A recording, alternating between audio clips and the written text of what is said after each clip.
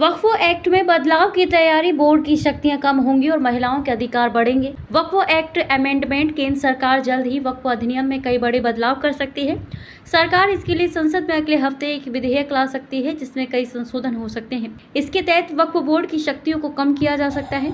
Board की शक्तियां होंगी कम, महिलाओं को मिलेंगे हक। समाचार एजेंसी IANS के अनुसार इस विधेयक के तहत किसी भी संपत्ति को अपनी संपत्ति कहने की इसकी अनियंत्रित शक्तियों में कटौती हो सकती है और महिलाओं का प्रतिनिधित्व भी सुनिश्चित हो सकता है।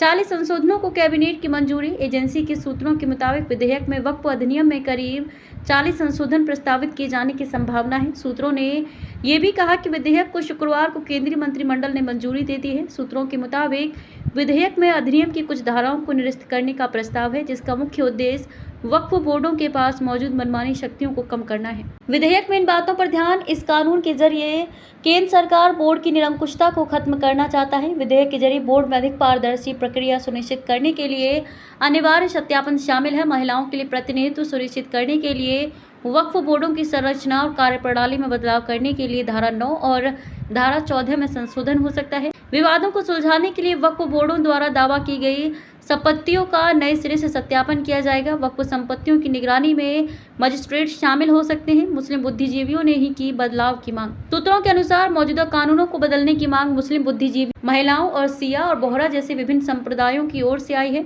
देश भर में वक्फ बोर्डों के तहत लगभग 8,70,000 संपत्तियां हैं और इन संपत्तियों के अंतर्गत कुल भूमि लगभग 9,40,000 एकड़ है। 1995 में लागू हुआ एक्ट वक्फ अधिनियम 1995 में लागू किया गया था और ये वाकिफ द्वारा वक्फ के रूप में दान की गई और अधिसूचित संपत्तियों को नियंत्रित करता है। वक्फ बोर्ड कई बार ऐसे दावे करता है जिससे विवाद होता है। उदाहरण के लिए सितंबर 2022 में तमिलनाडु वक्फ बोर्ड ने पूरे थिरुचेंदुरई गाँव पर अपना हक होने का दावा किया जहाँ सदियों से बहुसंख्यक हिंदू आबादी रहती थी। फारिया न्यूज़ के लिए कासगंज से मुनन अहमद की रिपोर्ट। खबर अच्छी लगे तो फारिया न्यूज़ चैनल को सब्सक्राइब करें जिससे हमारा नोटिफिकेशन सबसे पहले आपके पास पहुंचे।